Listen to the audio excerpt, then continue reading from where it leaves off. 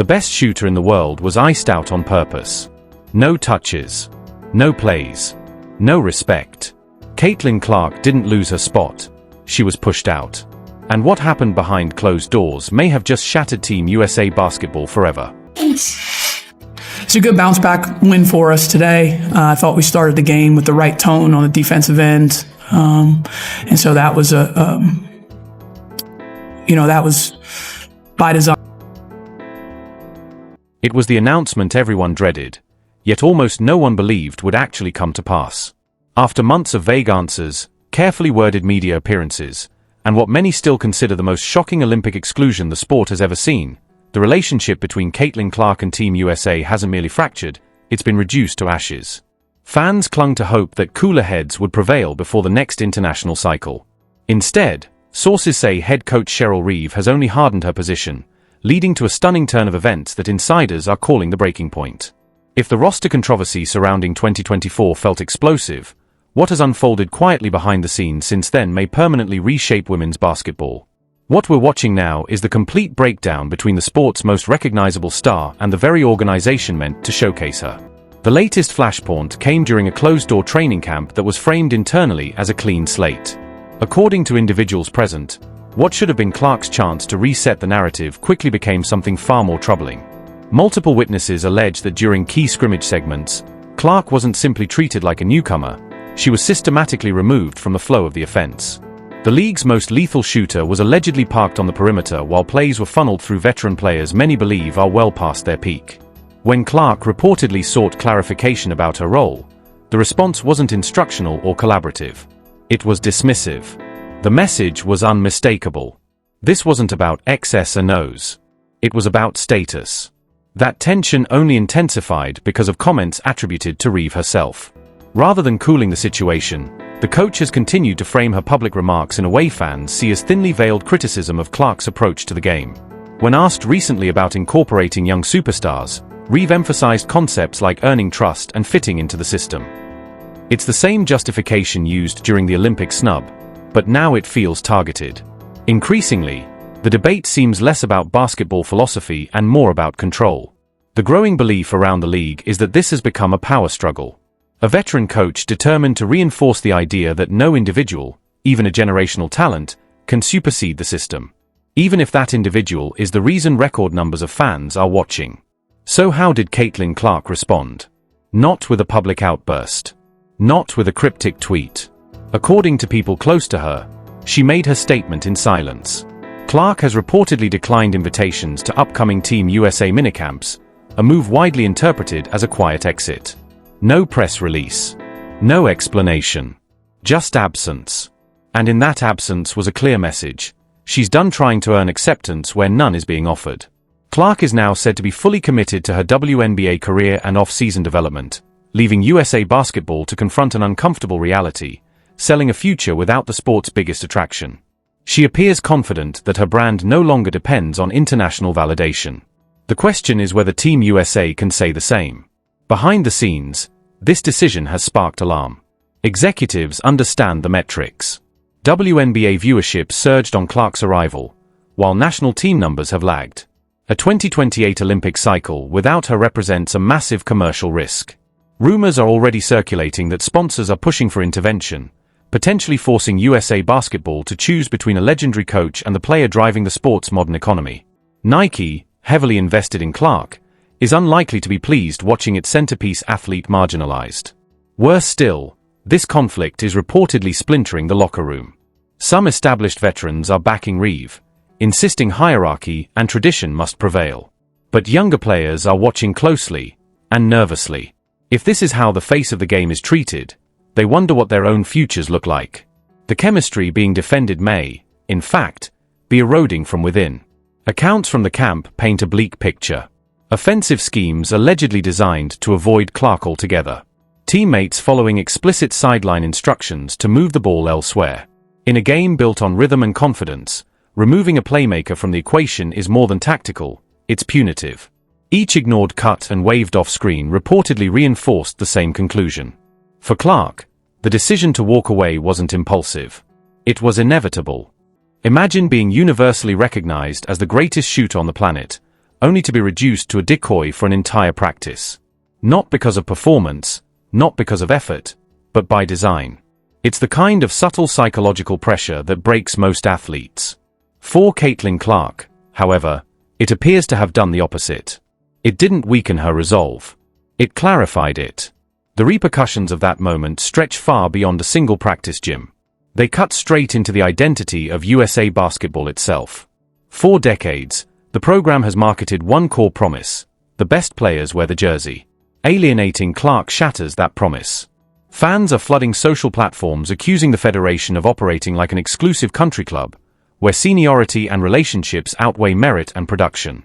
For the first time in years, the integrity of the selection process is under a microscope. If the mission is winning gold, sidelining the most explosive offensive weapon in the game borders on negligence. It feeds a growing belief that the current power structure is less focused on innovation and more concerned with preserving personal legacies. Progress threatens comfort, and comfort is clearly being protected. There's also a more unsettling theory gaining traction among analysts. This outcome may have been intentional. By fostering an environment that was cold, dismissive, and hostile, the staff could push Clark to remove herself. Cutting her outright would ignite a media firestorm. Letting her quietly step away allows leadership to imply a lack of commitment. It's a ruthless strategy, but one that has spectacularly backfired. Instead of being framed as someone who couldn't handle it, Clark has emerged as the clear target of an orchestrated freeze-out. Fans aren't buying the spin. They watched her dominate the WNBA. They saw the numbers, the gravity, the impact.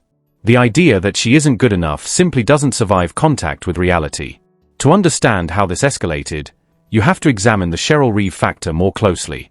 Reeve is unquestionably one of the most accomplished coaches in basketball history. Championships don't lie. But history also shows that elite coaches can struggle when the game evolves faster than their philosophies. Clark embodies a new era: deep range, relentless pace, spacing that bends defenses to the breaking point. It's a sharp contrast to the methodical, post-oriented structure Reeve has favored for years. This isn't personal taste. It's a philosophical collision. Reeve sees turnovers and defensive imperfections and labels them risks. Much of the basketball world sees offensive gravity, vision, and a style that warps the entire court. By refusing to mold the system around a once-in-a-generation talent, Reeve is effectively arguing that the system itself matters more than the player. In professional sports, that rigidity often ends careers on the sideline. What's perhaps most striking is the silence from the rest of the roster.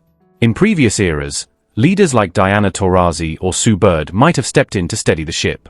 That voice is missing now. Veterans currently in the program face an impossible choice: speak up and risk their roles, or stay quiet and watch the foundation crack. That silence has consequences. Fighting a coach is one thing. Feeling abandoned by teammates is another entirely. Then there's the looming shadow of the 2028 Los Angeles Olympics. This is supposed to be USA basketball's crowning moment: home soil, prime time, global attention. And make no mistake, the marketing blueprint centers on Caitlin Clark. She sells tickets. She drives ratings. She fills arenas. Without her, the buzz collapses. NBC, which paid a fortune for broadcast rights, cannot be thrilled. They're banking on star power. A Team USA without Clark is like the dream team without Jordan, still talented, but stripped of magic. Corporate pressure to resolve this standoff will be immense. But here's the twist nobody in power seemed to anticipate: Clark doesn't need them. That's the seismic shift. In the past, Olympic exposure was essential for global recognition and endorsement leverage. That era is over. Clark is already a global brand. She sells out arenas from Indianapolis to Las Vegas.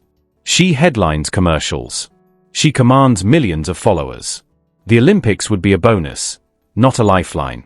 USA basketball needs Caitlin Clark to stay culturally relevant. Caitlin Clark does not need USA basketball to remain a superstar. This entire episode also exposes a failure of player development.